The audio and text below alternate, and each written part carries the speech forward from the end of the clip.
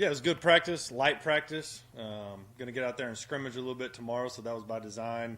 Big special teams emphasis, big end of the game, end of the half emphasis, situational stuff. Guys came out there focused though, ready to practice. That's what I challenged them to do this morning. So I thought overall it was a good practice. Any questions? So last week you said you're starting to narrow it down a little bit this far into fall camp. With this week, what percentage of the depth chart do you think you have a good mind on of who's where? I'm not good with percentages or like in 8 days and all that. I'm not sure. 70, 60, 70. A lot of competition still to go though. So, and really maybe the guys, but where are they at? Offensively and defensively. I don't want to necessarily put a percentage, but above 50 probably. I know the offensive line, it was kind of some moving parts there. Yeah. Some guys playing guard, center, tackle, all over the place. Are you starting to solidify that a little more, or is it still kind of figuring out which piece goes where with these new linemen? Yeah, we're starting to solidify it. I would say beginning of this past week, we're able to solidify some of that. And then, still just because, up front you're always going to have this or that, happen, and injuries or guys going out for whatever reason and miss a week. So we're still plugging guys in at different places, but for the most part we have a really good idea where those guys are going to go. Yeah, injury-wise, how has that been? Have you guys stayed relatively healthy, or has it been a little bit of a bug? How's that been? No, I think we've stayed relatively healthy. You're always going to have, some hamstrings and some hip flexors and, that kind of stuff. But major injuries, yeah, we stayed really healthy, to be honest with you. I feel like I do a really good job of taking care of guys' bodies and the way we practice. And then sometimes, some of those older guys, those vet guys, hey, we give them a couple periods here. Maybe we'll give them a day here, just because, I think at this point in the stage, year one, we got to get these guys to the game. Coach DePrato, we get to talk to him a little later today. We got to see him in the spring and come up, and you can tell why he was an interim coach. He's got that coach speak down. Oh, yeah. For sure. That voice. For sure. Was that a big part of you bringing him on? Yeah. That experience on with this really young staff, bringing on a guy who's had that type of experience under his belt? Yeah, 100%. He can be a head coach right now very easily. Anytime we have big functions or anything like that, I kind of let him, hey, you're the head coach, you talk to him, all that kind of good stuff. So he does a really good job with all that. Obviously his experience and obviously special teams is a huge part of it. So I went out and looked for the best one, and I thought, I've said this before, I thought the way the guys played at South Florida when he took over, they were inspired, they were hungry, and they were still fighting, and they had nothing to play for. So I think that's a really good sign of a really good coach. So he's been awesome so far, and I'm very happy he's here. Kicking, you brought up special teams, and we saw last week you posted a video, or the football account did, of a freshman kicker kicking one in. A lot of us were thinking Shipley, James. Is this competition? It's a little bigger than we anticipated at that field goal kicker kickoff.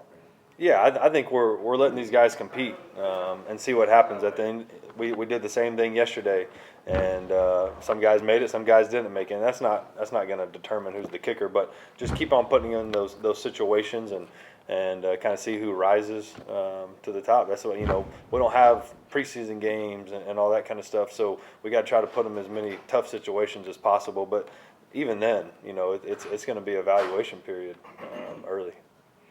Coach, how did Bo Corrales kind of first get on your radar as a potential transfer? And then the more you learned about what he's been through the last few years, what did you kind of think of the adversity he's faced? Yeah. To be honest, just I saw it on Twitter. I saw he was an Austin guy. I saw he had a lot of production. I saw he was tall. I saw he was big. So I went after him. He was from Texas. So let's do it. And then got to know him and his family, him and his dad at first, then girlfriend, then mom, and recruited all of them. And he's a 10 out of 10 character guy. He's unbelievable. He's got great on the field play. His biggest thing is just staying healthy, and so I've really tried to take care of his body. Like, we're learning the playbook. You're getting your routes on air. You're getting some teamwork, but hey, let's get you to the game. So we're continuing to try to do that, with also getting his the work that he needs. But he's been awesome, and really happy he's here. And even though you're kind of, I guess, being careful with him, are there glimpses of like, oh, that's why he's performed at the highest level of college football? Yeah, for sure. And I think just measurables too.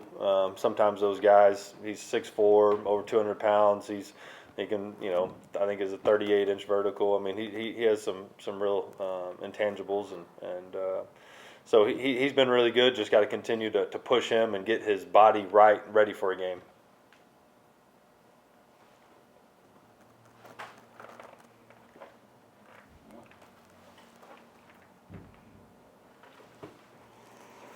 We're talking about Bo right there. Yeah. You brought up his height, and that seems to be a common theme with guys you bring in, tall athletes. Is that kind of a theory of yours that just big people beat little people, and you want to get big guys? Yeah, definitely. Always want to strive for that, especially up front on the O-line and D-line in that front seven.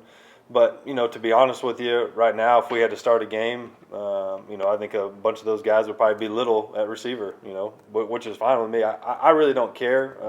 But I think when you're talking about developing guys and, getting guys that have a chance at the next level, the NFL is a measurables league. I mean, there's a certain box that they're going to draft guys in. If they're outside of that box, they might be undrafted free agents. But it's very slim to make it. So I'm always striving to get those big people, and they do that for a reason. So I always strive to get those big people, but ultimately, we're playing college football, so the best players are going to play.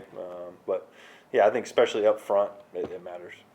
We're getting to talk to some quarterbacks today. You've talked about TJ Finley before, saying he's been real solid all through fall camp. Still have those same feelings about him, and how's he been progressing? Yeah, I think he's done really well. He's a true pro. Like I said, he's been coached well. I think, he's only had so many practices, with us. So sometimes you forget that. Like, he wasn't with us in the spring. He wasn't with us all of summer. So I think he's done a really good job of learning the playbook and going out there and putting it on the field. So really, really happy with where he's at.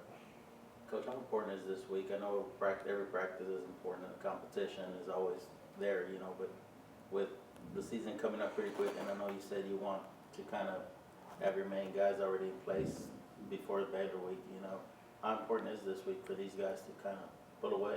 Yeah, I think tomorrow will be big. We're going to scrimmage. I don't know the extent of that scrimmage, what that'll look like, but we have the officials out here, so it'll be really good to, hone in on the small details and making sure, false starts and offsides and all those pre-snap penalties that you can't have. So that'll be really good to see. And then just letting guys compete and see who goes out there. And like I said, I think that first game will be a lot of eval.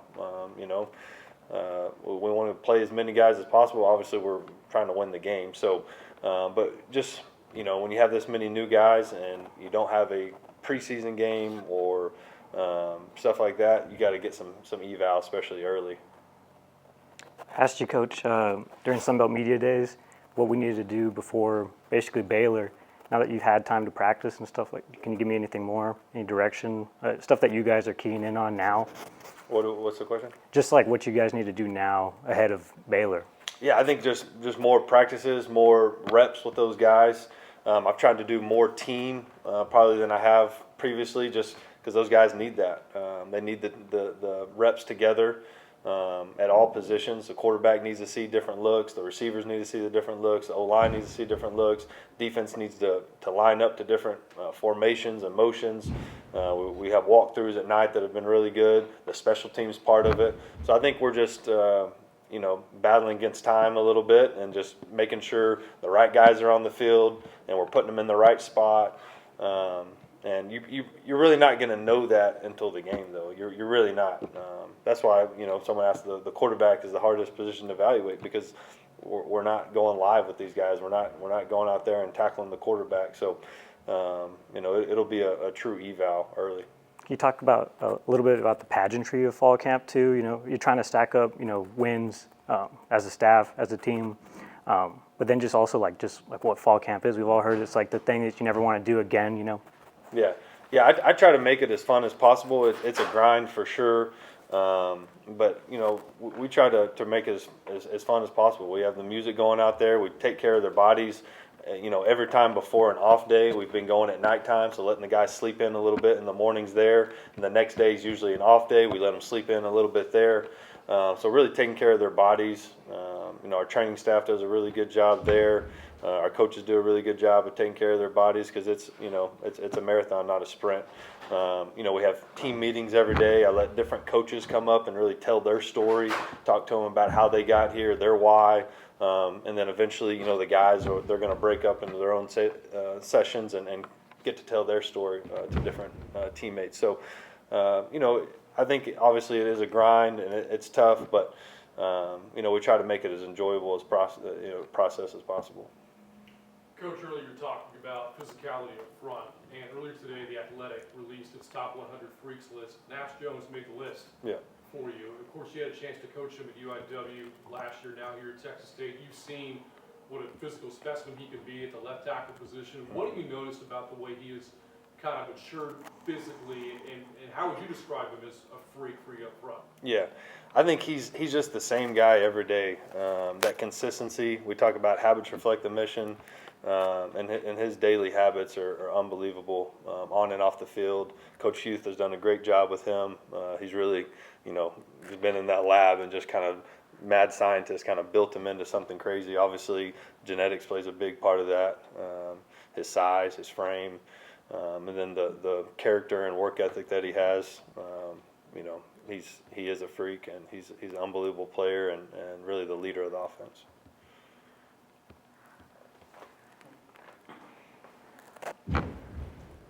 Back on quarterbacks for me, talking about Malik Horns, you were saying he was, got here in the spring, but he's just having the concept of the offense just aren't fully coming to him despite his physical capabilities. Is he starting to get a little bit better on the mental side of it, or how's he progressing? No, he's done really well, and I think that comment was more. It was I don't remember what day it was, maybe day one or day whatever it was. Like I wish he would have been a little sharper, but he's been outstanding. Now I think obviously your offense is going to look different, whether TJ's the quarterback, whether Malik's the quarterback, whether one of these other guys is the quarterback. Your offense is going to just because they have different physical capabilities. Obviously Malik is a unbelievable runner. He has a really strong arm. So he's earned the right to start. Malik has, for sure. And I think TJ's come in here and he has done everything the right way. He throws the ball unbelievable. It's just what's our offense going to look like. I think that's something me and Coach Leftwich really have to, this next couple of days, really have to figure out what we want. See how the scrimmage goes tomorrow. See which guys plays better, and then really, what guy gives us the best opportunity to win week one. But I think both those guys have really earned the right to start. So it really is a tough decision. It's not like one of them. They're not both they're both playing really well. I come off the practice field every day going, wow, it's a good problem to have. But obviously at one point we got to pick somebody. How much weight are you going to put in their performances in that scrimmage tomorrow when deciding who can be one inevitably? We'll definitely put some weight in it, but every day's evaluation. So it'll be important, but not the end all be all.